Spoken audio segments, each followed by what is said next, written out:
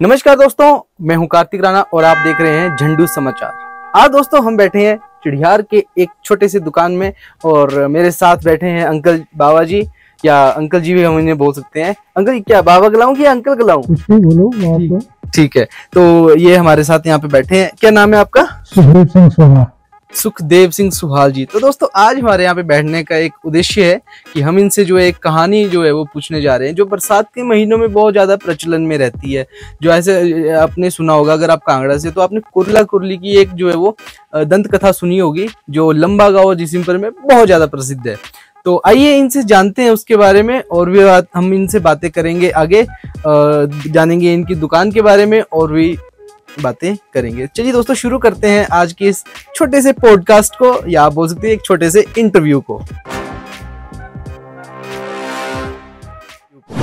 जी नमस्कार, स्वागत है आपका झंडू समाचार में। जी हाँ जी, नमस्कार जनाब।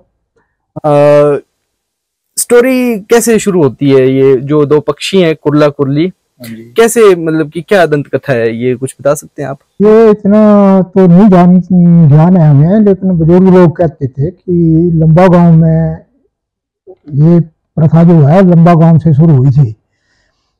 वहां पर एक पेड़ में ये दो पक्षी बैठते थे, जिनका नाम था कुरला और कुरली। तो पहले कुरला बैठता था। ये कौन से, मतलब कि किस जगह की बात कर रहे हैं आप? लंबा गांव की। लंबा गांव में? लंबा गांव की।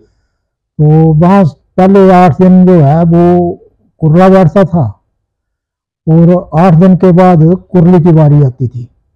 अच्छा। तो कुरले में बैठना, तो कुरली जो है उसको खाना खिलाती थी, खाने का प्रबंध कुरली करती थी।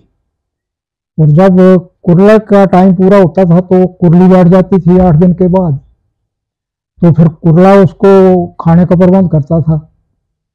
तो वो कुरला जो है वो दरिया में डुबकी लगा करके पहली मछली निकालता था तो वो खाना खाती थी। अगर नहीं निकालता था पहली तो वो खाना नहीं खाती थी। और वो कई ढेर लगा देते थे मछलियों का निकाल निकाल करके। वो अगर नहीं निकली तो वो खाना नहीं खाती थी। तो उससे फिर गांव वालों को, वहाँ के लोगों को पता चला कि ये क्या हो रहा है क्या नहीं है। तो फिर इससे लोगों ने वो ये जानकारी हुई कि ये मौसम का भी इससे थोड़ा ज्ञान प्राप्त हुआ, क्योंकि कुरला जो है वो मौसम को थोड़ा खुश्क रखता था।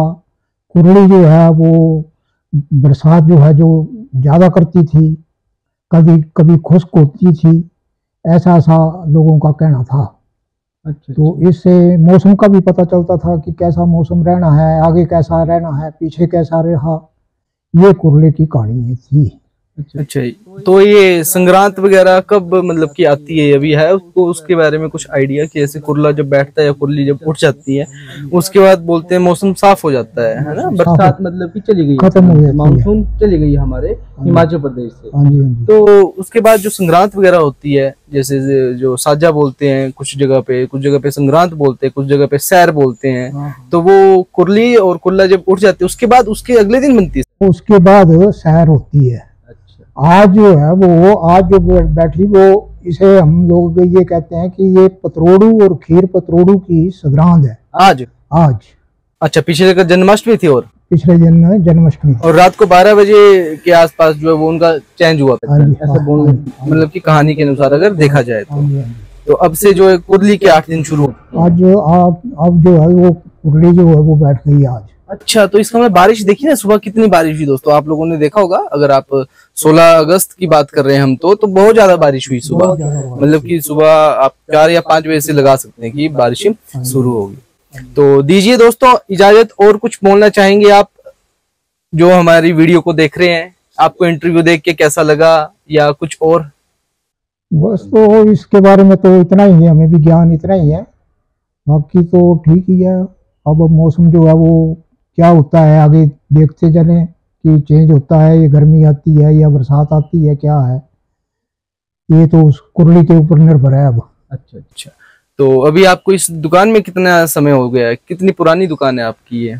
इसे तो मेरे को 50 वर्ष ही हो गए करते। 50 इयर्स हो गए आपको ये दुकान करते? पहले कैसी थी दुकान और अब क्या, दुकानदारी में क्या फर्क है यहाँ पे? पहले दुकानदारी अच्छी थी, क्योंकि बाजार यही होता था, गांव में कोई दुकानें नहीं होती थी, दूर दराज दुकानें नहीं होती थी, तो सारे यही सौदा चढ़ियार बाजार में लेने आते थे। अब घर घर सड़कें, घर घर दुकानें हो गई है, तो बाजार में बहुत फर्क पड़ गया है। अब वो दुकानदारी नहीं रही है।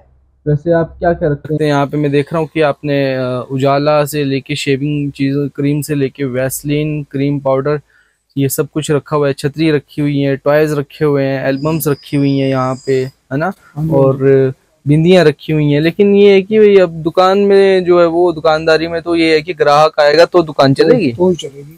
ऐसे नहीं चल पाएगी ना, ऐसे नहीं चलेगी, ऐसे बहुत मुश्किल है दुकानदारी करना। तो अगर कोई दुकान खोलना चाहता है तो उसको क्या बोलेंगे आप? कैसी दुकान, मतलब कि यहाँ चढ़ियार में दुकान खोले या नहीं? आज के हिसाब से तो बाजार में दुकान खोलना बड़ा मुश्किल है। क्योंकि अगर कोई किराए की दुकान लेकर के खोलना चाहता है, छोटी मोटी दुकान, तो उसको तो किराया देना मुश्किल हो जाएगा हमारे हिसाब से। और बड़ा कोई दुकानदार, कोई बड़ा काम करने वाला है, वो उसकी दुकानदारी तो चल सकती है, लेकिन हमारे जैसी दुकानदारी अब मुश्किल है।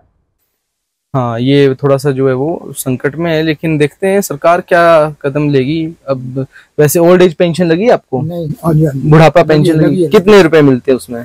मेरे को 1700 रुपये। 1700 रुपये एक महीने के लिए? अच्छा अच्छा, तो ये 61 वर्ष के बाद, 61 वर्ष या 63? नहीं, 70 वर्ष के बाद। 70 वर्ष की बात है? नहीं नहीं नहीं, उससे पहले है शायद ये बुढ़ापा। पहले कम थी ना ये। 60 साल के बाद जो है वो सभी को मिलती है। हाँ, लेकिन 70 साल से बाद जो है वो पेंशन बढ़ जाती है। 1700 रुपये हो जाएगी? 1700 बढ़ जाती। तो अभी कितनी उम्र है आपकी? मेरी अभी 76 साल। 76 साल है अभी आपकी उम्र। हाँ जी। तो दोस्तों देख सकते हैं 76 ईयर्स, मतलब कि 26 साल की उम्र में इन्होंने जो है वो ये दुकानदारी यहाँ पे शुरू की थी, और 50 साल इनको यहाँ पे इसी दुकान को चलाते हुए हो गए हैं। क्योंकि हमारे चढ़ियार में यहाँ पे बैंकिंग जो है वो, ऐसा लग रहा है यहाँ पे बैंक जो है हमें देखने के लिए कम मिल रहे हैं। एक कांगड़ा बैंक है और ग्रामीण बैंक है, इसके अलावा कोई स्टेट बैंक नहीं है। कोई बैंक नहीं है यहाँ पर। वैसे लोगों की क्या लगता है, मतलब यहाँ पे क्या क्या जरूरत है? लोगों की जरूरत तो है कि कोई नेशनल बैंक जो है वो होना चाहिए। और बाकी जो है वो आज के दिन के हिसाब से यहाँ पर हमारे भाई साहब, बच्चे लोग जो है वो हड़ताल पर भी बैठे हैं, तो उनकी मांग भी बहुत जायज है। क्योंकि हॉस्पिटल में बहुत कुछ कमियां हैं, वो भी पूरी होना चाहिए। तो उसके लिए बैठे हैं, अब देखो क्या करती है सरकार। तो दोस्तों, इन बातों के लिए आप हमारे चैनल के क्रिएटर्स को फॉलो कर सकते हैं, जहां पे आपको रेगुलर इस चीज की जो है वो अपडेट मिलती रहती है कि किस तरह से जो अनशन पे लोग जो बैठे हुए हैं, हमारे बड़े भाई वगैरह, वो कैसे वो काम कर रहे हैं, और क्या हॉस्पिटल की स्थिति है, क्या चढ़ियार की स्थिति बदलेगी आने वाले समय में। दोस्तों बने रहिए कार्तिक राणा के साथ। देख रहे हैं झंडू समाचार। धन्यवाद। कैमरामैन कंचन मेहता, चढ़ियार, हिमाचल प्रदेश।